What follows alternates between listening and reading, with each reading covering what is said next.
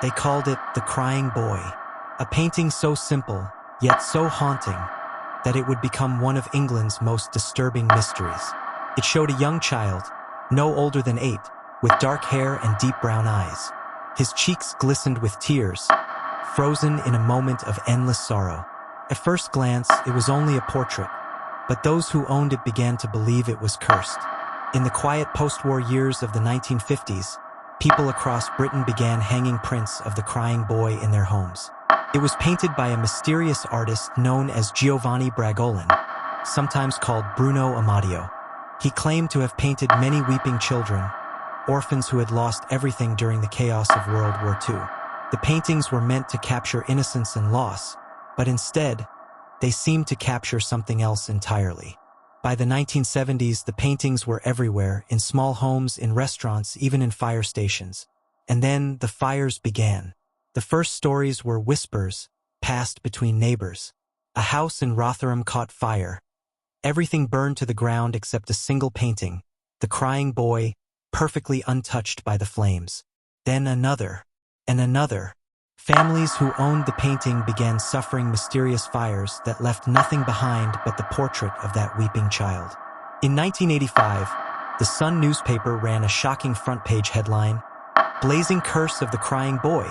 It told stories of families who had lost their homes in sudden, unexplained fires. One woman said her kitchen went up in flames after a simple pan accident. But when firefighters searched through the ruins, they found the crying boy painting lying face down, without a single burn mark. Another man said he had bought the painting as a gift for his mother.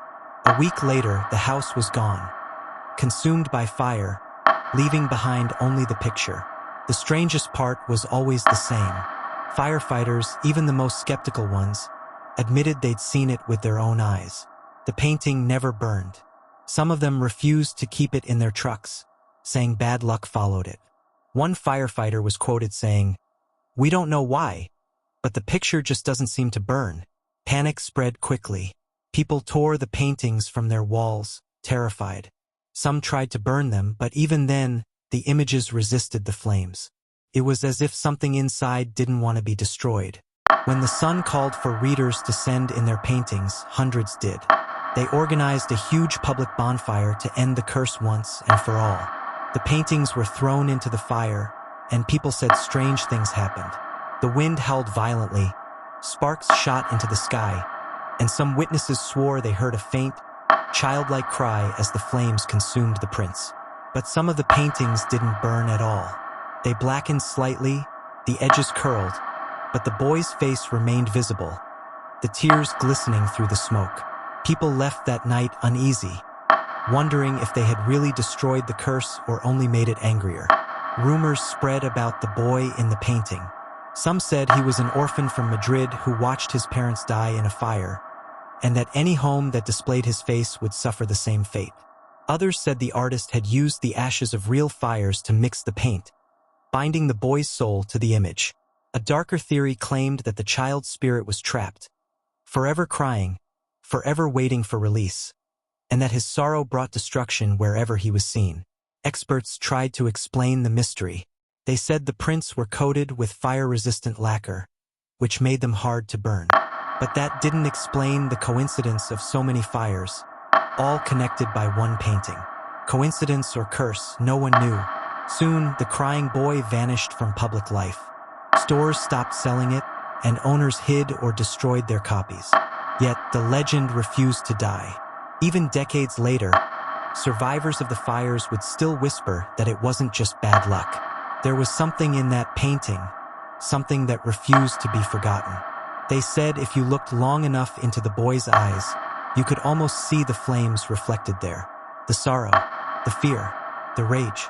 And if you listened closely, you might hear a single tear fall, landing softly, as if the painting itself was crying. Because maybe it wasn't just paint. Maybe it was a memory, a moment of grief so powerful, it refused to fade. And for those who dared to hang it on their walls, it was only a matter of time before the boy's sadness found them too.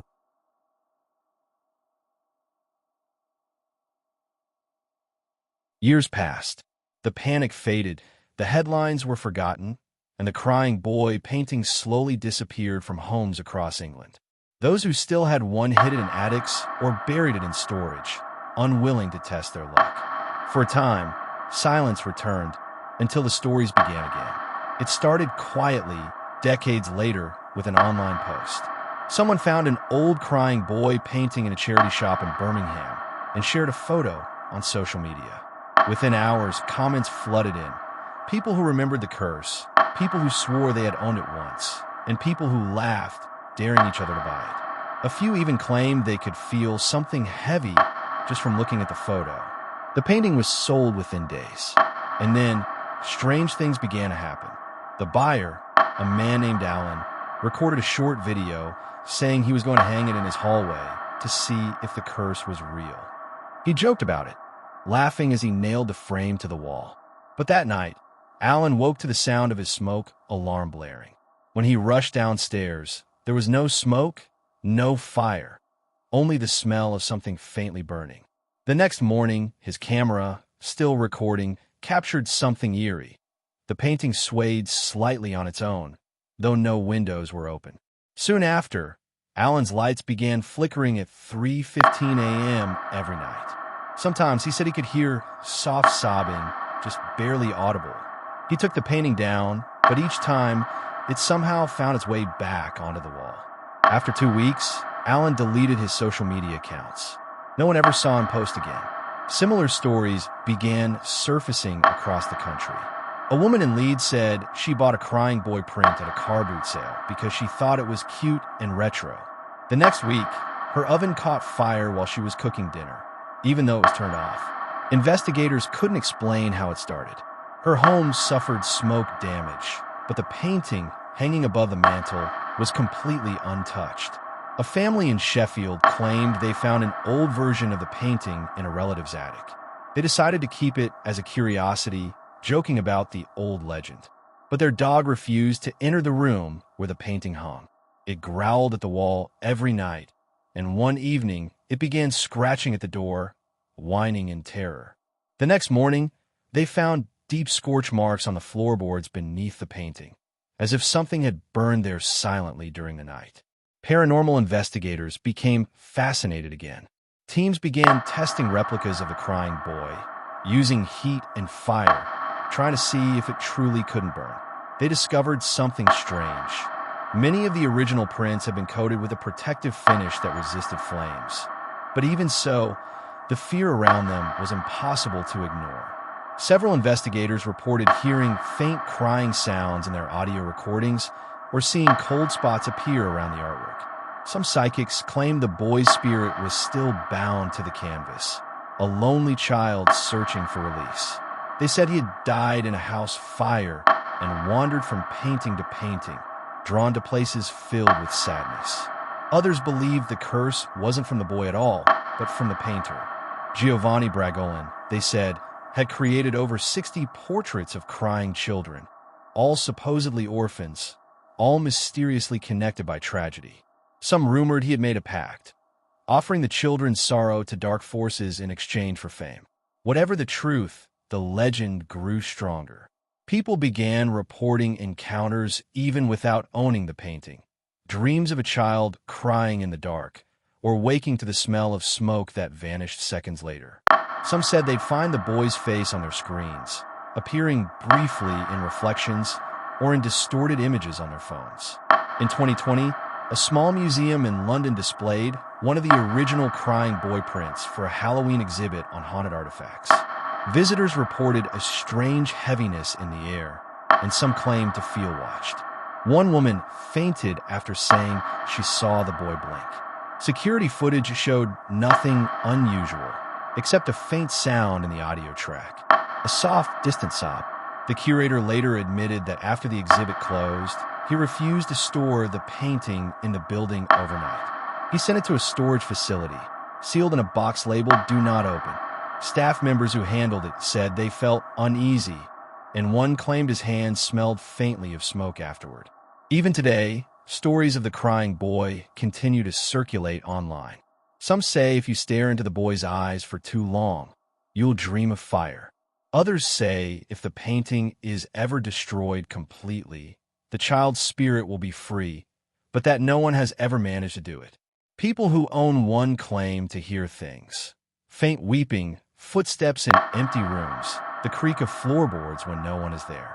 And sometimes, when the lights flicker late at night, they say they can see movement in the painting, as though the boy's lips tremble or his tears begin to fall anew.